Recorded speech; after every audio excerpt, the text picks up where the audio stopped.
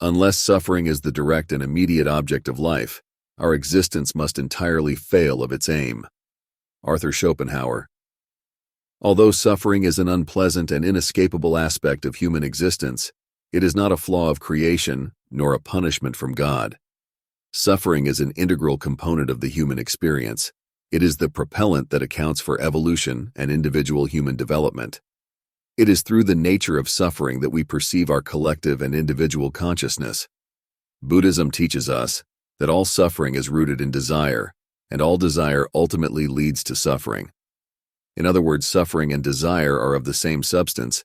You can't have one without the other. This insight should force us to confront the nature of our own existence and the motives behind our desire and its subsequent suffering. If we were to rid ourselves of desire entirely, what sort of existence could we have? It's almost an absurd question, yet deserves serious consideration, since most of our human efforts concern the solution of suffering. For it is desire that drives us forward in life, and desire gives us purpose and direction. Without desire and the resulting aspects of suffering and satisfaction, life would not function as we know it. While suffering may not be the ultimate goal of life, it is nevertheless a powerful and essential force that shapes and guides us. Therefore, if we can learn to understand and embrace this reality, we may find that our lives are richer and more meaningful for it. Where does suffering and desire come from? Consider the simple single-cell eukaryote and the evolutionary process driven by sexual competition, which through time and iteration evolved to produce our civilization. The eukaryote is a class of single and multicell life form which can sexually reproduce. It has only two basic functions, the discovery of food and sexual reproduction. I suggest that these two functions are primal motivators, and all else are emergent characteristics that come from the increasing complexity of evolution over time. Even this simplest life form capable of reproduction exhibits consciousness, for it must have some form of suffering and satisfaction as it competes for its choice of mate and looks for food. In essence, as simple as this single-cell organism may be, it must make choices and differentiate those between good and bad. Its curiosity leads to discovery of both food and mate, and both curiosity and discovery must be incited by either hunger or sexual competition. Therefore, these two factors drive evolution. Desire and suffering is the foundation upon which all life forms perceive and comprehend their environment. I see only two factors that have driven evolution: sexual dominance and curiosity, or discovery. There are other concepts and words we have developed that describe more complex factors: love, evil, hate, virtue, etc. For that matter, language itself is an evolved concept far beyond the basic motivation of curiosity and sexual dominance. Language is an emergent characteristic, which certainly did not exist when the highest forms of life were single-celled. So which came first, discovery or sexual reproduction? Obviously discovery, since we know that before sexual reproduction, life reproduced asexually, by simple cell division, mitosis, and this requires no sexual competition in the reproduction process. So therefore curiosity, a required trait to find food, came first. Then the behavior of sexual competition emerged. Somewhere ingrained in our genetic biology lies the root of suffering, a primal force fueled first by hunger, then by sexual desire. It is the iteration of these two forces that drives us to love and hate. Both desire and suffering are personal and subjective experiences that define our place in the natural order and gives us a keen awareness of our existence. Without suffering, our consciousness would not be the same, and the meaning and purpose of our reality would lack foundation and drive. I think we can say that sexual reproduction requires desire, which gives rise to consciousness, which in turn evolves through a life and death process of evolution. We are motivated by sexual desire and trained through a cycle of suffering and satisfaction. The question of consciousness in the early stages of evolution raises intriguing questions into the nature of the biological competition that over time gave rise to human motivation. As we contemplate the complex processes involved in the race of the sperm to reach the egg, we may ask whether the sperm is imbued with any sense of consciousness in its journey. Similarly, we may ponder the degree of consciousness exhibited by the male and female whose reproductive drives sparked this competition. Were their desires deterministic, driven purely by the primal, lizard-like impulses of the cerebellum? Or were they informed by more complex cognitive processes of an independent soul, where love or compassion are actually considerations of the self and its intellect? The emergence of consciousness in the simplest creatures with sufficient brain activity is a fascinating area of study.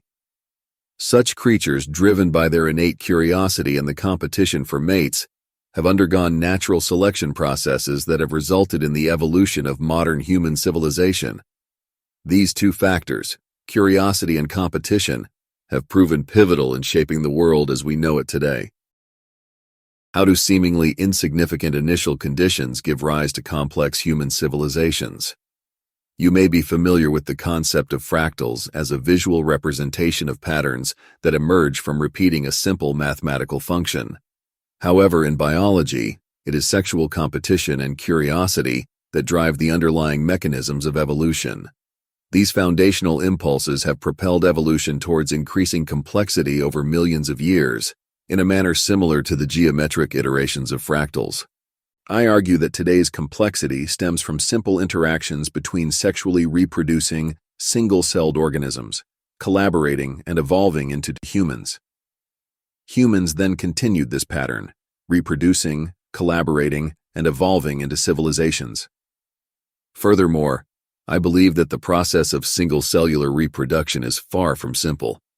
The molecular quantum state of these organisms gives rise to an almost infinite number of permutations, the complexity of which is beyond our current ability to calculate or observe.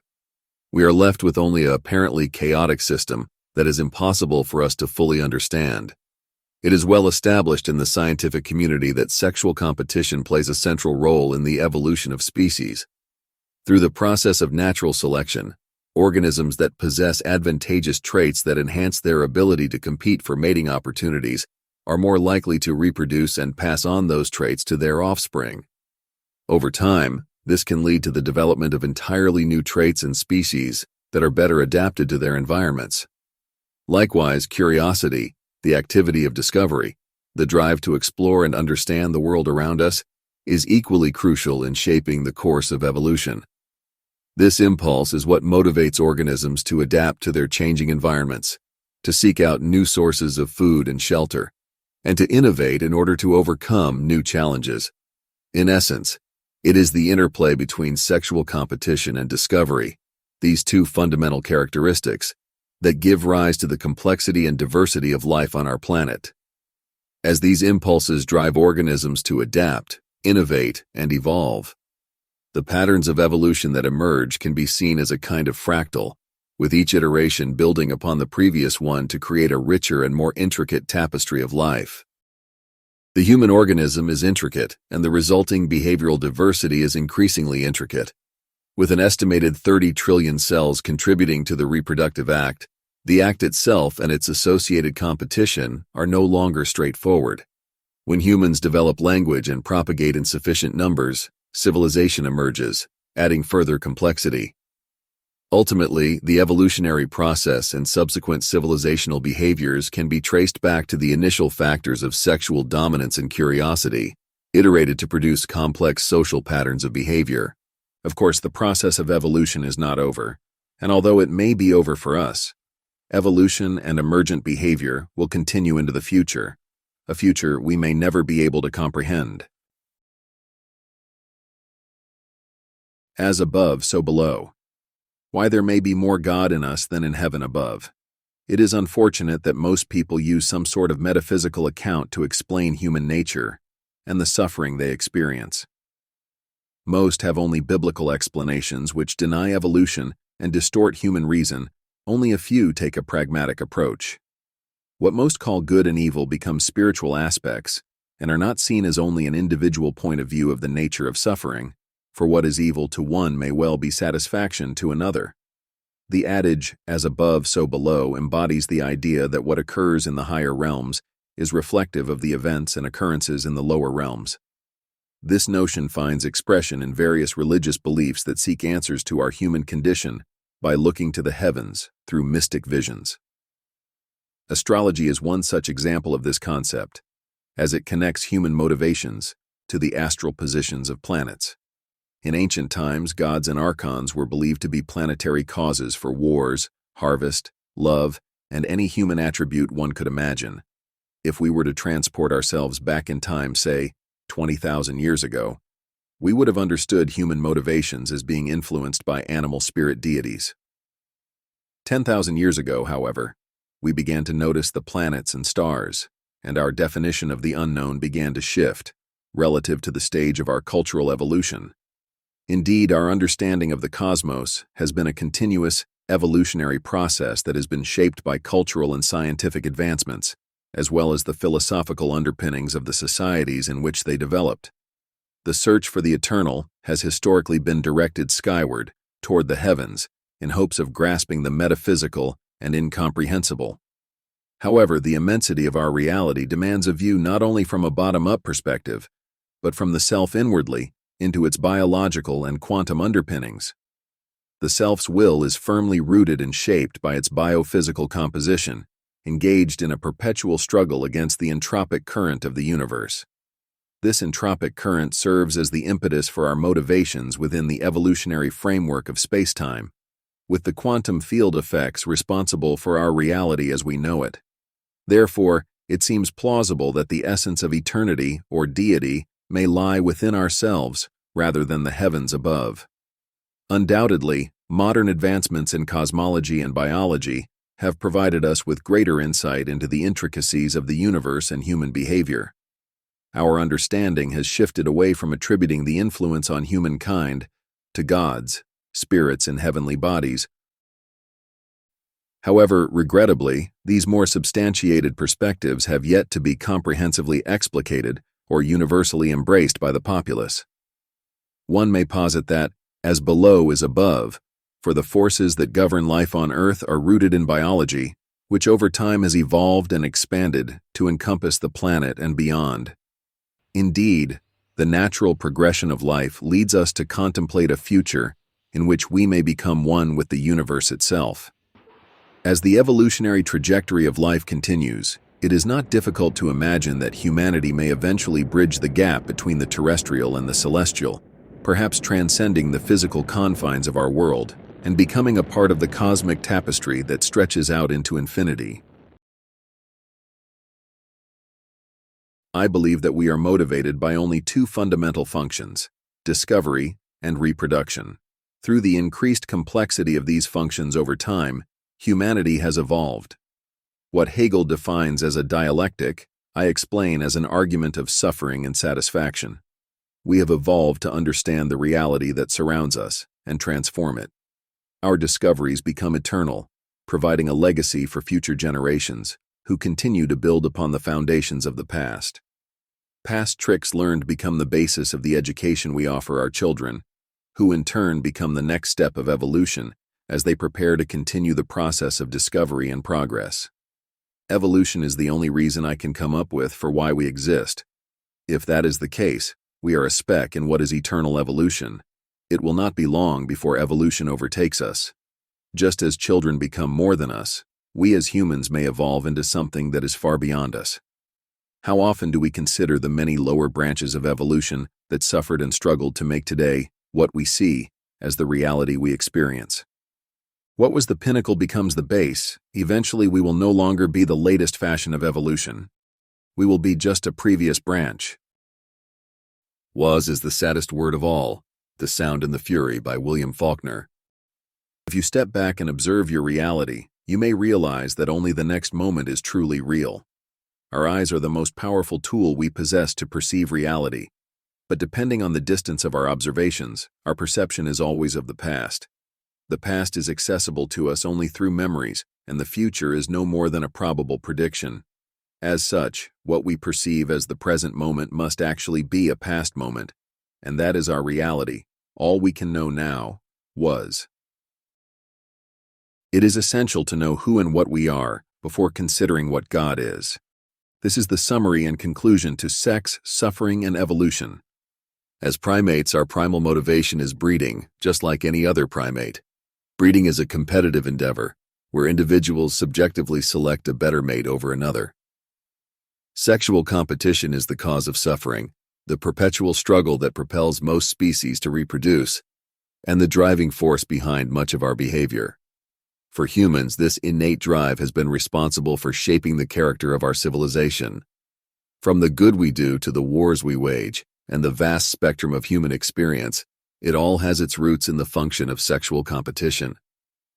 In the grand scheme of things, humans have long been regarded as the pinnacle of evolution, yet we often fail to pin down the underlying reason or purpose for it all. While we may marvel at the vast and complex civilization we have constructed, we seldom consider what has driven this process.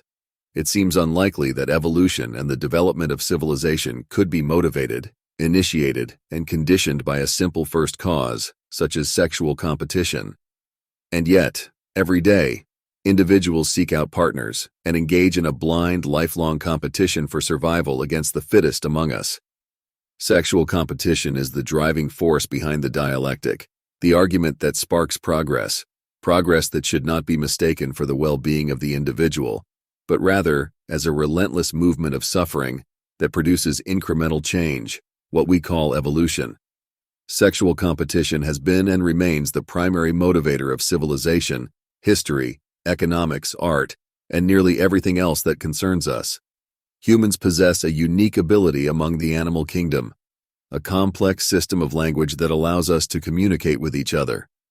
With this linguistic tool, we banded together into family and clan units, using our voices to express preferences for leadership and ultimately gain an advantage in the game of sexual competition.